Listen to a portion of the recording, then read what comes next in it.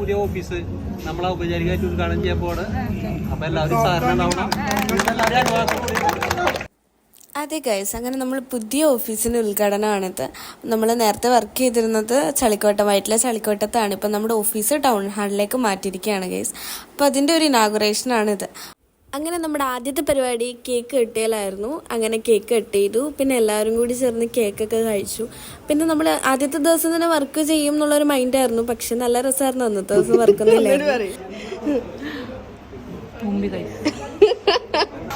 ഇപ്പം നിങ്ങൾ വിചാരിക്കും ഇപ്പം എന്ത് തേങ്ങാക്കലേക്ക് കാണിക്കുന്നത്. അതായത് നമ്മുടെ ഓഫീസിൽ പുതിയ 3 കുട്ടികൾ വന്നിട്ടുണ്ടായിരുന്നു. പുതിയതായിട്ട് വന്നതുകൊണ്ട് തന്നെ ഇങ്ങനൊരു ദിവസം ആയതുകൊണ്ട് തന്നെ അവർക്കൊരു ടാസ്ക് കൊടുത്തു. അപ്പോൾ ഇവർക്ക് ഒറ്റയ്ക്ക് ഡാൻസ് കളിക്കാൻ ധൈര്യം ഇല്ലാത്തത് കൊണ്ടാണ് ഞാനൊക്കെ കാണിക്കുന്നത്. അടുത്തതായി വേദിയിൽ ഷംന. അങ്ങനെ നമ്മുടെ ഷംന ആരാണെന്ന് എന്താണെന്ന് ആ ഓഫീസിലുള്ള ജോലി എന്നാണ് ഈ പറഞ്ഞു കൊടുക്കുന്നത്. അടുത്തത് നമ്മുടെ ആകാശുവിൻ്റെ പാട്ട്.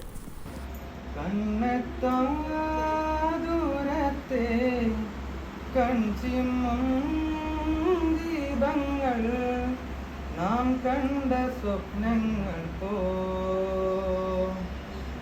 ലൈലാഗമേ പൂച്ചൂടുമോ ഇടവാങ്ങുമീ രാത്രി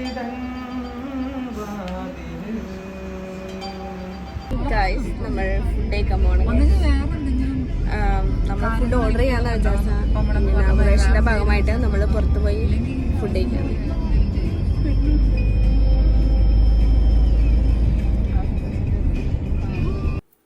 നമ്മൾ ഫുഡ് കഴിക്കാനായിട്ട് പോയത് മെഹറം മന്തിയിലാണ്. നല്ല രസമായിട്ടോ അതിൻ്റെ ഉൾവശമൊക്കെ കാണാനായിട്ട്.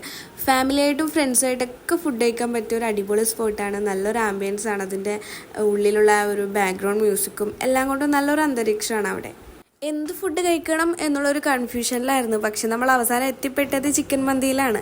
അങ്ങനെ നമ്മൾ മന്തിയൊക്കെ ഓർഡർ ചെയ്തിട്ട് ഇങ്ങനെ ഇരിക്കുമ്പോൾ അവർ നമുക്ക് സൂപ്പ് തന്നിട്ടുണ്ടായിരുന്നു. അതുപോലെ തന്നെ വെള്ളരിക്കയും കുക്കുംബറും ക്യാരറ്റും സവോളയും നാരങ്ങയൊക്കെ കൊണ്ടു തന്നു.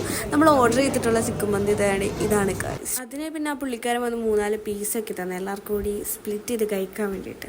അങ്ങനെ ആ ഒരു പണിയും കൂടി അവർ ചെയ്ത് തന്നു.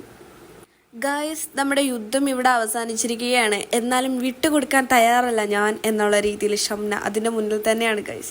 എല്ലാവരെയും ചിക്കൻ തിന്ന് നിർത്തുന്നത് നമ്മുടെ ഷംനയാണ് ഗൈസ്. അങ്ങനെ അവളിപ്പോഴും തിന്നുകൊണ്ടിരിക്കുകയാണ്.